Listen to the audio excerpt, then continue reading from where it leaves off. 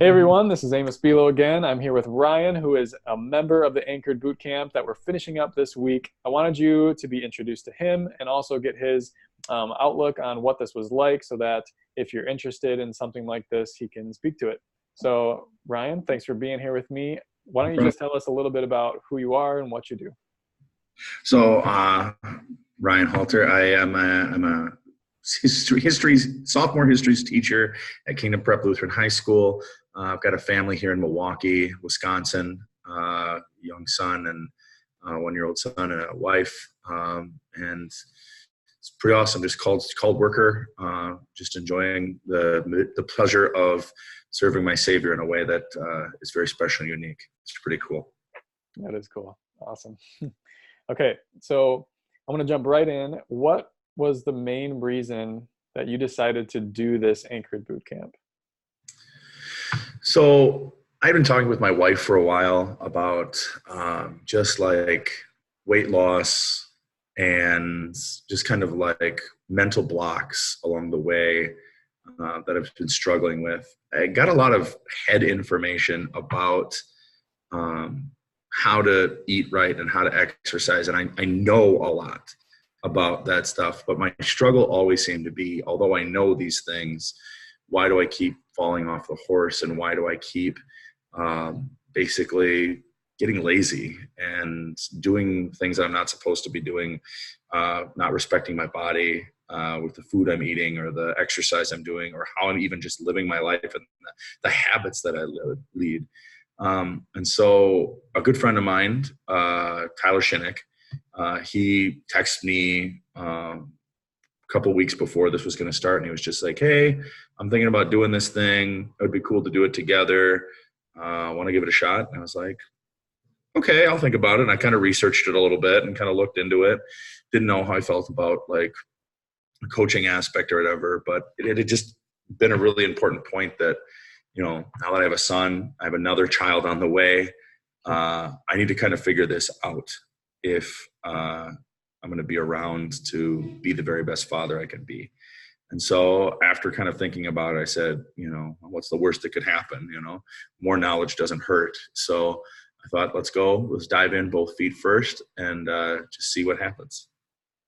Sweet. Okay, so there was a lot of things going on. How long had that whole situation of having the head knowledge, not being able to follow through, wanting to switch habits? How long had that been going on? Oh, that's a deep rabbit hole.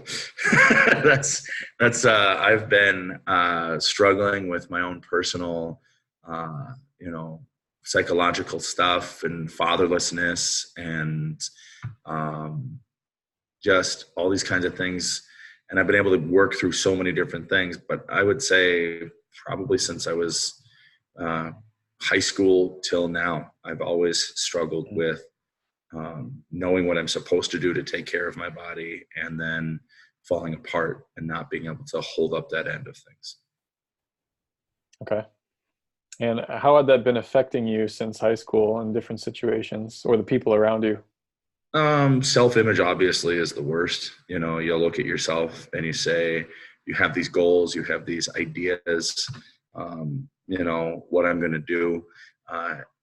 Health-wise, I've been really lucky because I don't have diabetes. I don't take any medication. But I know that eventually that's going to stop if I don't find a way to fix it. And the effects of it has just been really difficult to see myself slowing down. I'd have to sleep with a sleep apnea machine now. So I suppose that's a prescription. But just seeing my vigor and, happiness in life and just my very outgoing way kind of start to go back and back and back because first of all, I don't feel good about the way I look. So I'm like, well, maybe I don't go out and do stuff because people are going to look at me like I'm a fatty, And then the other part of it is like just kind of getting exhausted and tired. Yeah. Okay, sure. What are some of the things that you tried to do to work on this then over time? If you know a fad diet between 2003 and now, I pretty much tried it. No, I worked out, I exercised, I tried dieting. I tried watching my calories. I tried the isogenics plan. I tried all kinds of, I've tried everything to just get myself into place, other than strapping myself down and like keeping myself from doing things, other than hiring somebody to follow me around and watch, make sure I'm not eating what I'm not supposed to. I've done almost everything I possibly can, and it's always ending with the same results. Huh. Why do you think that it always ends in the same way? I think that the big piece of it is that the motivation isn't always right. I have in me certain habits. I have in me certain life experiences that keep me from being the best I can be.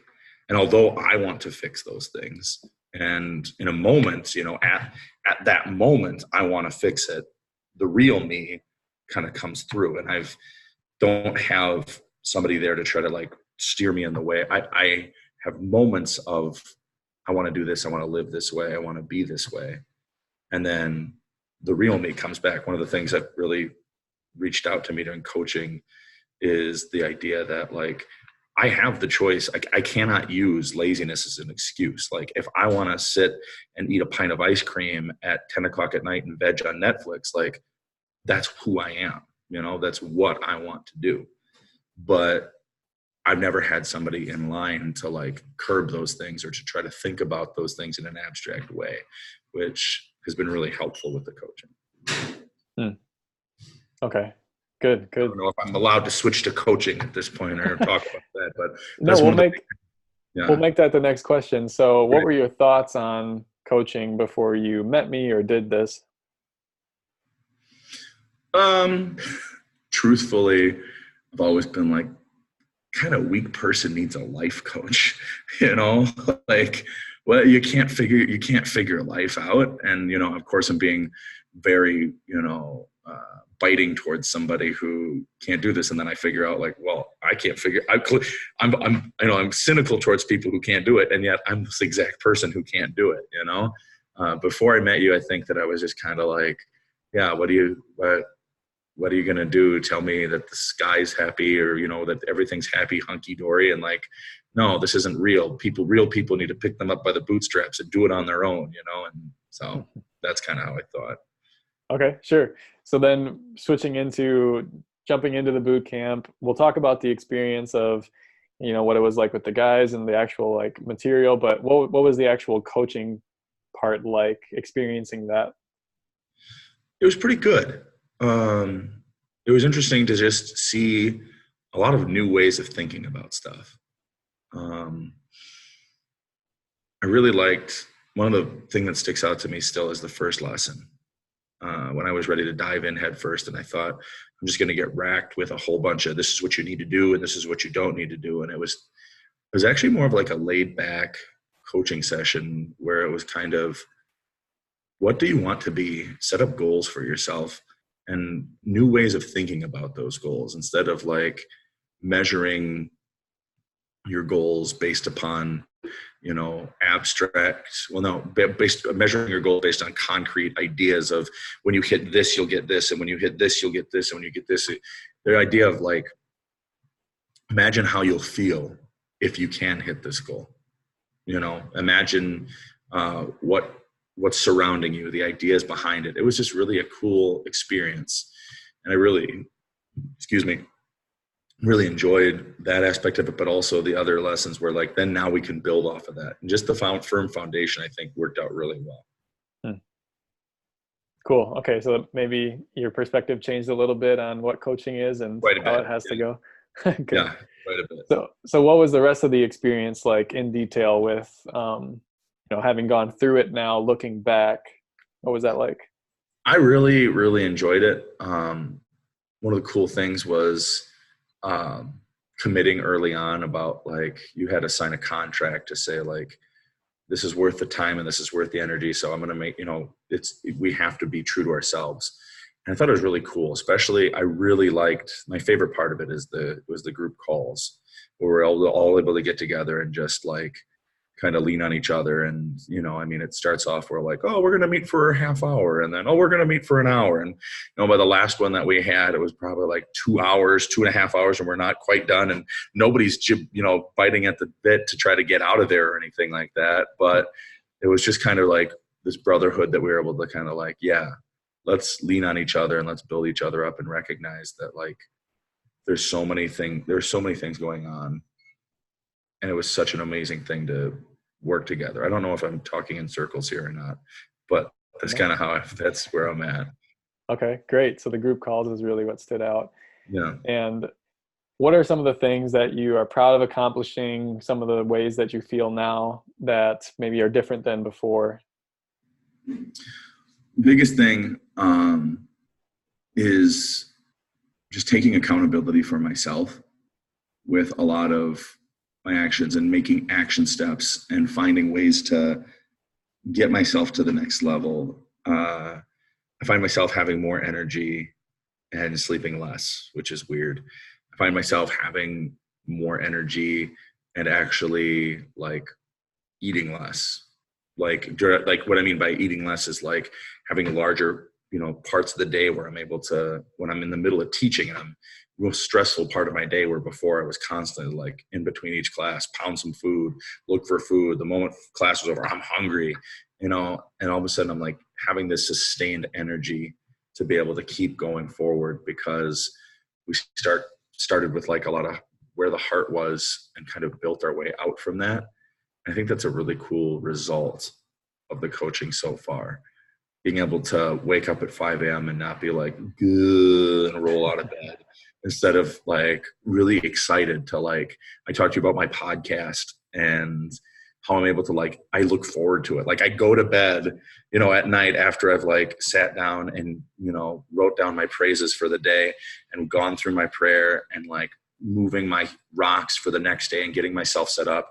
So I'll go to bed and like look forward to getting up and going running, like getting out of bed because I'm excited to go do it, not like rolling out of bed and doing like, I guess I have to, Yeah. It's a totally different mindset and a totally different change in that, which is kind of cool. Sweet. That all sounds really great. Yeah. So now how have all those things, the sustained energy and the excitement for exercising and this new mindset, how have those things now started to impact how you act around other people or just at home with the family? One of the big things that one of the big goals I had was like trying to build intimacy with my wife. My wife and I get along really, really well. We joke, it's fun, but like we struggle to build intimacy. And part of it is just because I'm exhausted or I'm tired, and intimacy's been able to like really take off, which is kind of cool.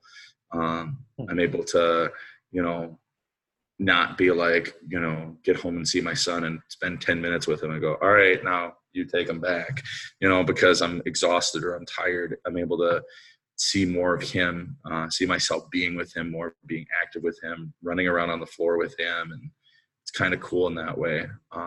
At work, I deal with inner city kids, which can be a really, really big handful.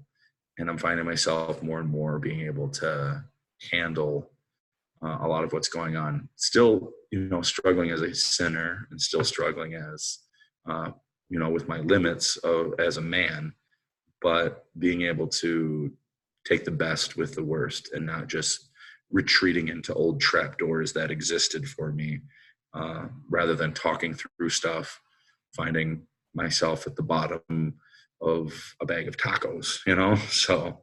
Yeah. Wow. That's wonderful. So good to hear. So what would you say, if you had to boil down to just one thing, what was the most important thing that helped you to get to the point where you're at now, as opposed to, 6-7 weeks ago?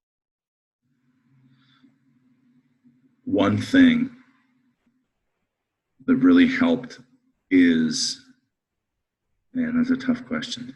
Because there's so much of it. I told you, and I'm really kind of glad that it happened that way, that week 4 was really good. And just being able to like start digging in and unloading a lot of what we feel is holding us down and where we're angry, and how we can, for a lot of the guys, forgive themselves. For me, forgive other people who we feel are weighing us down and who we struggle to deal with the sins of the past. I think that it's been a really cool thing to be able to, that's the number one thing, is to like have other guys there to work through these complex feelings, not just in a therapeutic way or not just in a psychoanalytical way, but from the beginning, taking all the weeks beforehand and now week 5 and 6 also rolling along with that, just has been so cool to like get to the point where we're deep, but we're not going deep just to go deep. We're going deep to get better. Does that make sense? Yeah. Got it. Awesome. Week 4 is my favorite too. Good. Okay. And then the last question is, what would you say to someone who's watching this or has seen that there's this thing out there like a boot camp? What would you say to those people who are putting off working on their challenges or struggles and frustrations in life? I'd say it's worth your time. Time is our most precious asset. And if you're thinking to yourself that you can just get through and you can figure it out on your own, or you can use something else, or if you're weak if you do something like this, I'd say you're a fool and that you need this more than anything else. If you're unhappy about life in any circumstance that you have, take a moment, just take some time to really dig in deep so that you can get through it and you can get the help that you need on the other side. So then the time that you have afterwards can be even more valuable, because otherwise you're just wasting the time. You're seeing it disappear, and it's a resource that's going to run out eventually. Yeah, that hits home the way you said that. Don't want to waste time. Nope. Well, it's been a pleasure. I really look forward to finishing out this week. We'll have our last group call, and then a one-on-one call I want to set up, and then getting you into the private group, staying there with all the people who end up doing something like this, so that we can keep growing together as Christian men. We keep each other accountable and keep growing. I love it. Mm-hmm. So look forward to that. I really appreciate you and the work that you did, Ryan. It's been a pleasure. Awesome. Thanks. Appreciate it.